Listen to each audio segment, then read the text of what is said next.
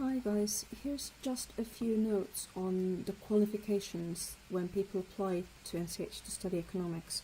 So I'm going to talk mostly about the IB system and the British A-level system, just so you've got some idea of what happens in those systems and what students are likely to come in with.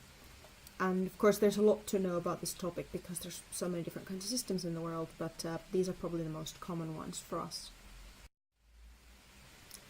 So most of our students, and I haven't got statistical data to hand, but they come mostly from the A-level and IB backgrounds. So the easiest way to find out is to actually look at the application form. It's probably best not to make assumptions. If it's a UK school, it'll normally be either A-level or international baccalaureate, but we do get a lot of international students from UK schools who've done normally the international baccalaureate. So basically there's not really a rule as to where they come from and what they do it. Increasingly in the UK, British students will do the international baccalaureate as well. It became very popular a few years ago because it was seen as a sort of, schools saw the IB program as an opportunity to give students a more wide-ranging education because it's 6 subjects rather than the usual 3. And if it's a school not in the UK, then really it can be anything. It can be an A-level system if it happens to be a British international school. It can be the IB system, or it can be whatever the local system is, or it could be the American system. And so it's very difficult really to, again, guess where they come from, but just to look at the students' papers and you should be able to find out where the student comes from, what kinds of papers they've had and what the grades mean. So the International Baccalaureate, in economics, this is probably the most common system that our students come from. This is my gut feeling from having interviewed for a few years. And you will notice, if you've been looking at NCH prospectuses, you will notice that there are some similarities between NCH and the IB diploma program. The IB diploma is that's the most advanced version. That's the part of the IB program that's done between the ages of 16 and 18. So there are also there's a whole school system behind the IB scheme, but we usually only care about the IB diploma. And so this is the IB equivalent of A-levels. It's a 2-year program. And you will see that it looks quite similar to what NCH does. So you do your academic subjects, which is 6 subjects, and I'll come back to that in a second. You do and in addition to that, you do a core program, which is theory of knowledge, which is effectively philosophy. You do an extended essay in any subject, and you do a thing called CAS, which is creativity, action and service. And CAS is basically where you do, outside of your school hours usually, you do something to do with art or volunteering, or it might be military service or scouting or any kind of leadership role or anything like that. Basically whatever your hobby is, but you need to do a given number of hours of that and get your school to accredit those hours in order to pass the IB program. So this is how they try to ensure that students have a life outside of school as well, is that they have to do a given number of hours of CAS. And the 6 subjects, you can see it on the periphery of that diagram there. So you've got, starting at the top, you've got studies in language and literature. So for most of our students that will have been English. If you go out to the left, you've got language acquisition. That's another subject. So they have to do at least 2 languages. And for most of our students, the language acquisition will be either their native language or the language of the country in which they live. And so both of those will usually involve some literature. Even the language acquisition can involve some literature. Or it can be just learning a language, but they've got to have studied at least 2 different languages. Then if you go further out to around on the left, you get sciences. So here, this is where they have to study one natural science. So for most students, this will be either physics or chemistry or biology, and they have to do one of those during their last 2 years of study. Then if you go to the other side, we've got individuals and societies. So this is where economics would be in the IB program, and there is IB economics, and many of our applicants will have taken it.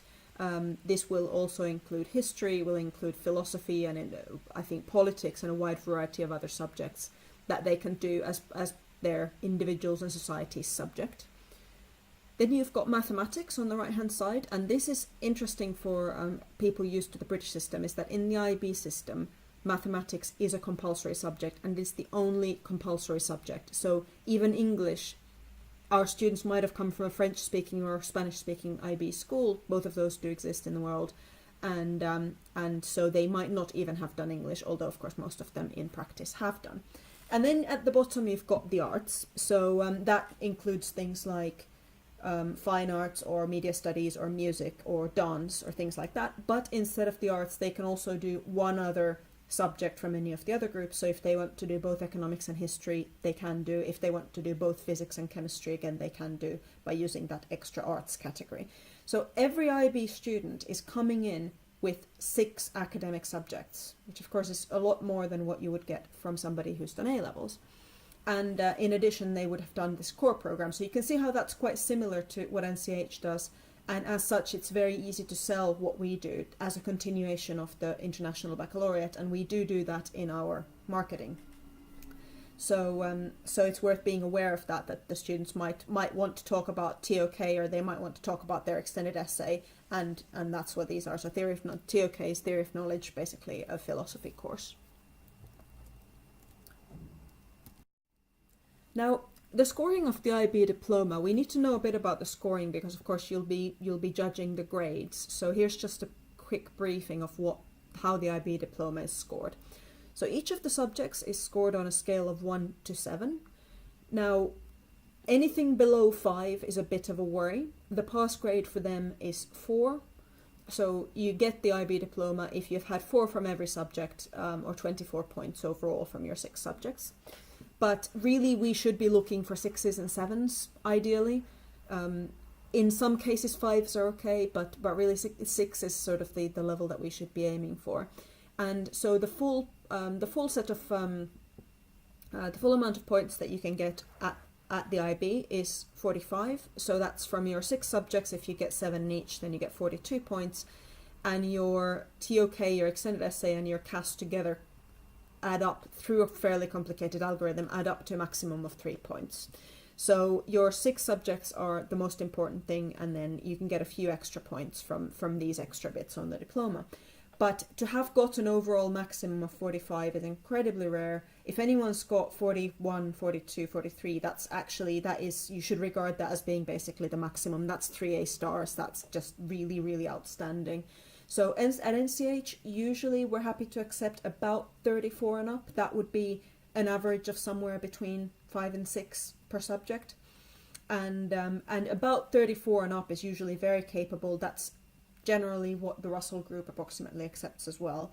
And of course, if anyone's got sort of 37, 38, that's already getting very close to being an extremely good student. And so you should regard it in that way. So definitely don't look for the maximum here.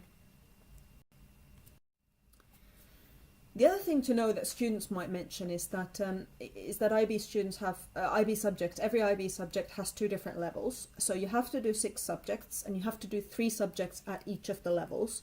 There's some over-enthusiastic students who do 4 higher level subjects, but the minimum is 3. And and that's why they might say that they've done, they might list that they've done these subjects at higher level, or that they've done economics at higher level, for example.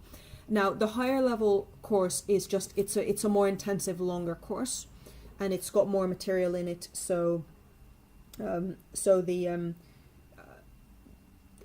standard level course is perhaps 60% of the higher level course, and you can find the syllabi online. But usually the standard level course is just over half of the higher level course. But the difference to A levels, it's not quite the same as A level and AS, because after an AS level you stop doing the subject after 1 year, whereas a standard level course, it's less intensive, but it does run through both of the years. So somebody who's done standard level mathematics will have done mathematics throughout their time on the IB diploma.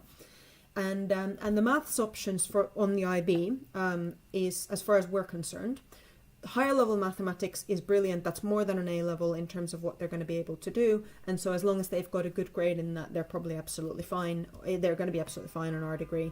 Standard level mathematics is fine for us, as long as, again, you're looking for a grade of 5 and up, but generally, for instance, if somebody presents a standard level mathematics 6 or 7, they're going to be absolutely fine on our degree. The problem with standard level mathematical studies, and this is a different program on the IB, is that they don't do enough differential calculus, if at all. And so you should assume that somebody who's got mathematical studies, as opposed to mathematics, will not have done differentiation and integration. And of course, for economics, that's the essential bit. Sometimes the admissions team aren't very good at distinguishing between the two standard level maths options. So you need to be the one that picks up on what the student has actually done.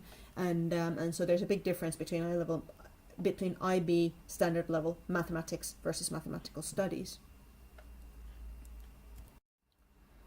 Now, the British system is a little bit more narrow, and if you're from a non-British background and you haven't gone to school in the British system, you'll find it quite restrictive, because most students from the age of 16 onward only do 3 subjects. And there are no compulsory subjects, and for us the main thing to be aware of is that they can actually drop maths at the age of 16, and a lot of students do. And we get a lot of students in who, at the age of 16, dropped maths and then didn't realise that they needed it for economics, and then became interested in economics between 16 and 18, but they don't have the maths. And if the admissions team presents you with the idea of an AS level, that's half of an A level. So AS level is 1 year of maths until the age of 17, but not the final exam at 18. And that's very, very borderline as to whether we're happy with that. So if it's an AS level, just be warned that it's not the same thing as a full A level. And just to be aware of the grades. So for instance, in the IB, I said even if you get 40, you should regard that as a very, very high grade. Now, in the grading scale in the UK system, in the British A-level system, goes up to A star. It doesn't stop at A. So A star is the highest grade. And then it goes A star, A, B, C, D, and further down. And you should assume that someone who is in the top half in most subjects will have got at least a B. So in economics, for instance, 60% of students in the last year, in 2017, 60% of students gained either an A star, an A, or a B. So if someone's got a C, that means they're sort of in the lowest third. If they've got a D, they're in the lowest 10%. So it's really going below a B. We are really going quite far down. So just that's something to be aware of, especially in maths. Actually, so in mathematics, about 10%. About 20% of students in mathematics get an A star. Because of course, it being quantitative, it's you're going to get a bit of a cluster at the top. So in most subjects, the A star is only about 5%, but in mathematics, an A star is something like 20% of students. So actually, even if you've got an A in mathematics, that means you're between the 60th and 80th percentile or something like that. So in mathematics, really, we are looking for definitely no lower than a B. We do often get pressured to accept students with C's and D's. We need to be quite strict about that, and make sure that the students have sufficient maths qualifications, and that they've demonstrated the maths qualifications. Another thing that the admissions team sometimes gets confused about is whether we ask for further maths. We don't. The further maths is additional to the mathematics course. We only ask for the regular mathematics, not further maths. Further maths is something that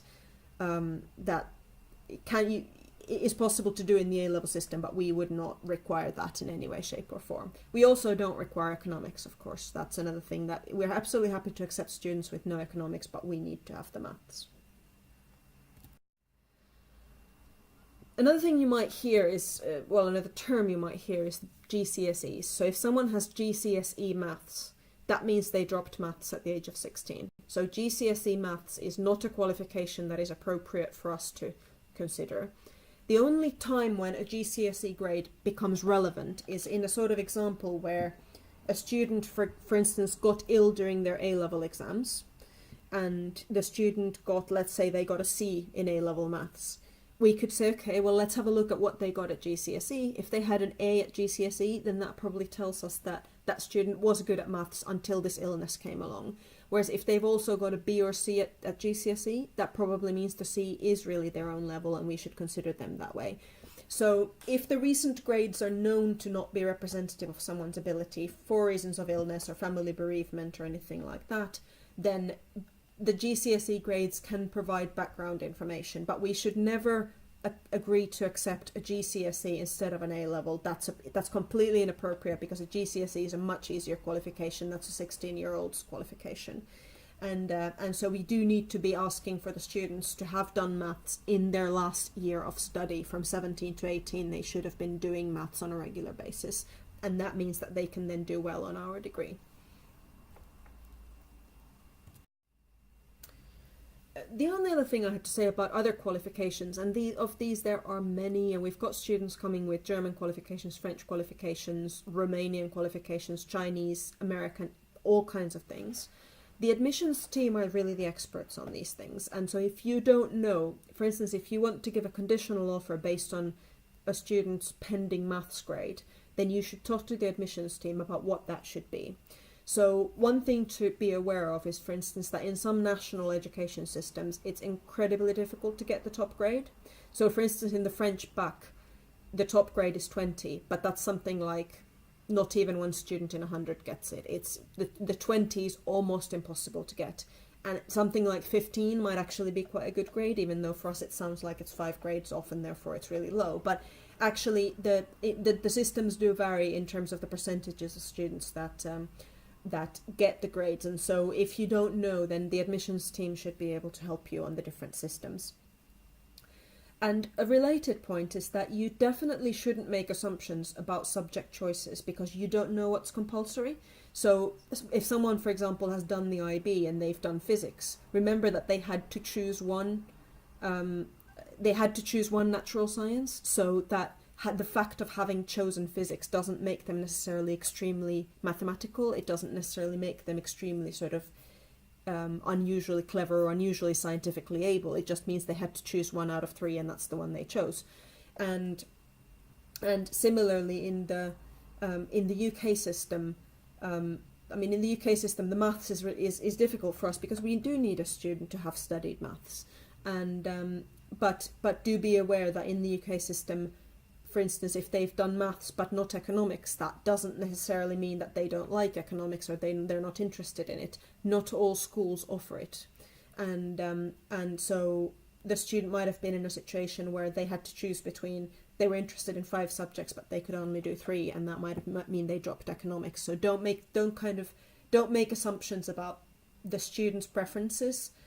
You can always, if you're interested in why they dropped economics, for example, then you can ask them at interview. So, okay, I saw you did an economics GCSE, but you didn't do it at A level. Why not? You can explore that with the student, but try not to make any assumptions based on that, because schools and different systems have such different compulsory topics. And the recruitment and admissions team definitely know more about what conditions to set. So if you would like them to set a condition on maths, then just talk to them and see how you can phrase that on the student's offer. But they will write the offer letters and they will put the conditions in. So about setting conditions, generally the economics staff will only set conditions for mathematics.